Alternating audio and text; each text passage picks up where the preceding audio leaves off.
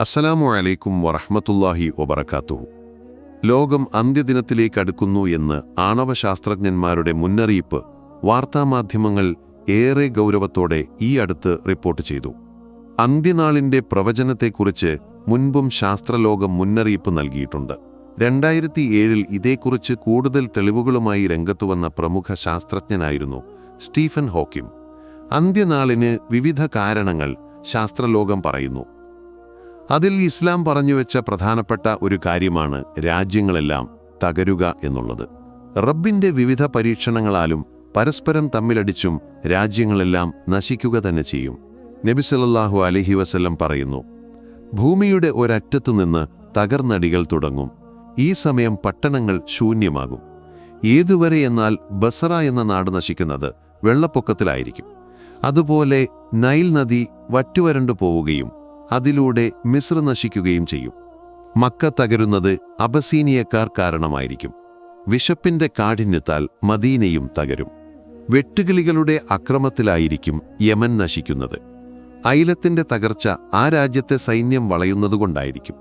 സൊലീക്കിന്റെ തകർച്ച ദൈവമരാജ്യം കൊണ്ടായിരിക്കും. ഫാരിസിന്റെ തകർച്ച സ്വാലി രാജ്യം കൊണ്ടായിരിക്കും.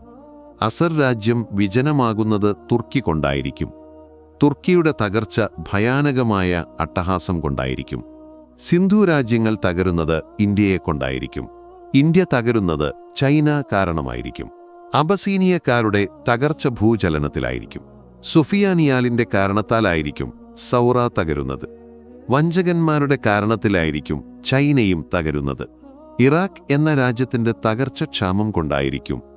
റൗഹാന രാജ്യങ്ങളുടെ തകർച്ച ദൈമിന്റെ ശൂന്യത അർമീനിയെക്കൊണ്ടും അർമീനിയുടെ തകർച്ച ഹസർ രാജ്യത്തെ കൊണ്ടായിരിക്കും. അന്തലിസിന്റെ തകർച്ച കൊടുങ്കാറ്റ് വീശൽ കൊണ്ടായിരിക്കും. പിന്നീട് കിഴക്കുഭാഗത്തും പടിഞ്ഞാറുഭാഗത്തും അറേബ്യൻ ഉപദ്വീപിലുമായി 3 ഭൂമികൾ താഴ്ത്തപ്പെടും. ഇവയെല്ലാം ഹദീസിൽ പ്രതിപാദിച്ചതുപോലെ തന്നെ നടക്കപ്പെടുക തന്നെ ചെയ്യും. മറ്റ് സമുദായങ്ങളിൽ ഭൂമിയാഴ്ത്തൽ ഉണ്ടായതുപോലെ ഈ സമുദായത്തിലും ഭൂമിയാഴ്ത്തൽ ഉണ്ടാകുമെന്ന് പണ്ഡിതന്മാർ പറയുന്നു. അല്ലാഹു സുബ്ഹാനഹു വ തആല ഈ വിപത്തുകളിൽ നിന്ന് നമ്മളെ കാത്തുരക്ഷിക്കട്ടെ. ആമീൻ. ഈ വീഡിയോ നിങ്ങളൊക്കെ എത്താൻ കാരണമായവർക്ക് വേണ്ടി പ്രത്യേകം ദുആ ചെയ്യണമെന്ന് ഓർമ്മപ്പെടുത്തി. ഇൻഷാ അല്ലാഹ് മറ്റൊരു വീഡിയോയുമായി നമുക്ക് പിന്നീട് കാണാം. ദുആ വസിയത്തോടെ. അസ്സലാമു അലൈക്കും വറഹ്മത്തുള്ളാഹി വബറകാതുഹു.